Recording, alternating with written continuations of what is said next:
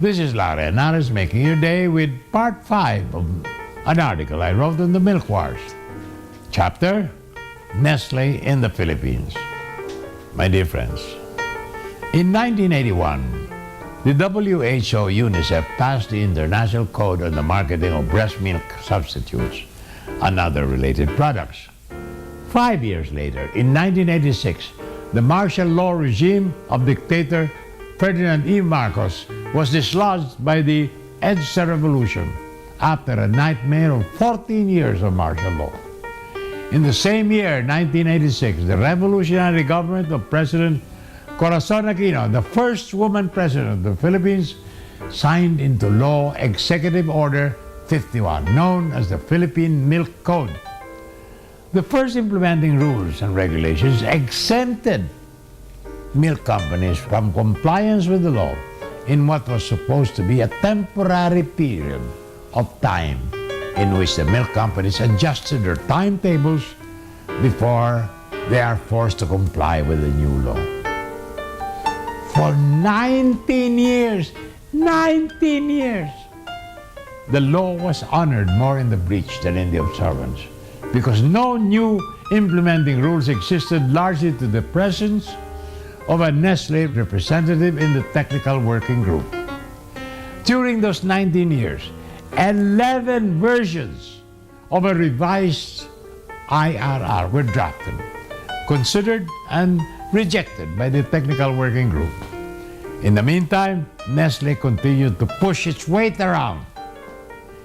Nestle sabotaged the National Milk Code for 19 long years. The National Milk Code, Executive Order 51, was signed into law under the Freedom Constitution by President Corazon Aquino, the first woman president, on the 20th day of October 1986, as attested by Joker P. Arroyo, Executive Secretary.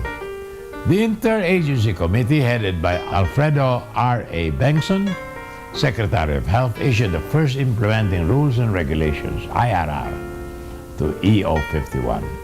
Since then, up to now, a period of 19 years, no other IRR was subsequently issued to give teeth to the law. During the administration of Erap Estrada, Health Secretary Romualdez boasted that he was a consultant of this foreign company, Nestle, and subsequently the milk code was not implemented as it should have been.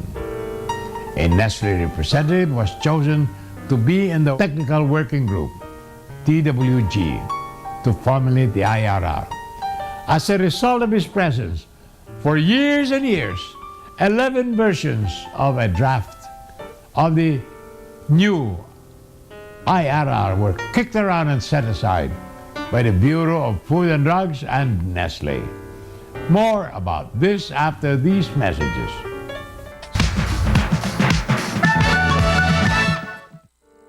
This is Larry Henares making your day with part 5 of an article I wrote on the Milk Wars. Chapter, Nestle in the Philippines. I continue to quote, Nestle suppresses freedom. I remember I had a program on Channel 9, Make My Day. I was asked to invite Ines Fernandez of Arugaan as a resource person on breastfeeding.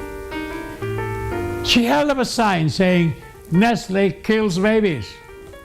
Even as I contacted Nestle to respond on the same program, the next day Nestle sent people to threaten to pull out all their advertisements from Channel 9.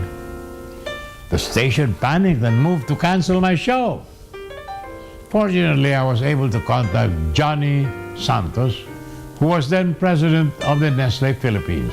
He denied having sent a demolition squad to destroy my program. He apologized and promised to fire the malefactors, and even gave me some ads for my Make My Day program. In 2004, Dr. Mian Silvestre of the Philippine General Hospital was interviewed by a German television crew, and she mentioned that milk formula is especially dangerous in the Philippines because we do not have clean water needed to mix with the infant formula. Later, she was told by her bosses in the hospital that if she repeats that again, all hospital projects funded by Nestle will be stopped.